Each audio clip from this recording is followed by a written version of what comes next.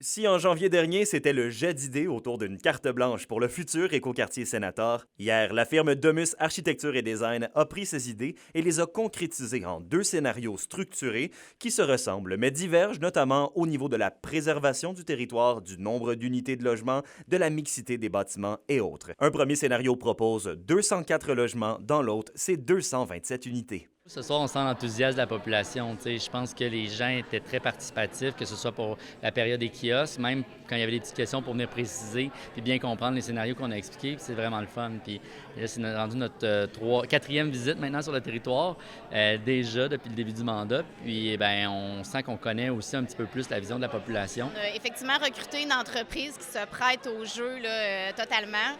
Donc oui, c'est plaisant. C'est beaucoup de travail consulter, hein, parce qu'on veut le faire de manière très sérieuse. On veut vraiment prendre en considération ce que les gens considèrent important. La population était encore une fois appelée à la planche à dessin afin d'émettre commentaires et suggestions sur leur vision du quartier du futur. D'animateurs aujourd'hui à chacun des kiosques qui ont permis d'entendre les gens.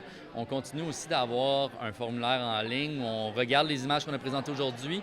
On va pouvoir continuer à commenter et on récolte ces commentaires-là, on les lit, on les collige. Puis là, tu sais, on arrive à la fin, fait que, tu sais, j'anticipe peut-être des décisions plus difficiles, plus sensibles. À un moment donné, il va falloir trancher puis dire, OK, on avance avec ça.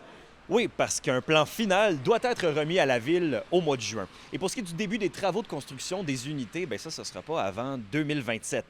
Donc là, Rouyn-Noranda dit prendre acte de ces délais et pour ce qui est des citoyens de la zone tampon qui devront être relocalisés prochainement, bien, la ville confirme déjà travailler en parallèle sur d'autres projets de développement. C'est-à-dire, on veut offrir plus qu'un choix.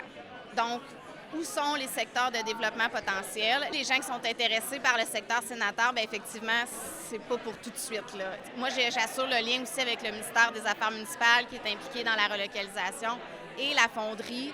Et ils sont tous au courant de la démarche et comprennent bien les délais là, avec lesquels on doit composer actuellement. Alexandre Cabana, RNC Nouvelles, à Rouyn-Noranda.